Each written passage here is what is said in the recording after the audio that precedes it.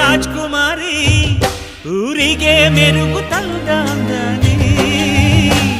ನಿನ್ನ ನಗುವೆ ಬಂಗಾರ ಮೌನ ಅಲಂಕಾರ, ನಿನ್ನ ಅಂದವ ನೋಡಿ ನಾನು ಕವಿಯಾದ್ನಲ್ಲ. ಅಂದಕ್ಕೆ ಅಂದದಂದ ತಂದನ, ಅಂದದ ಬೊಂಬೆಗೆ ಗಂಧದ ಶೃಂಗಾರ, ಚಂದದ ಬೊಂಬೆಗೆ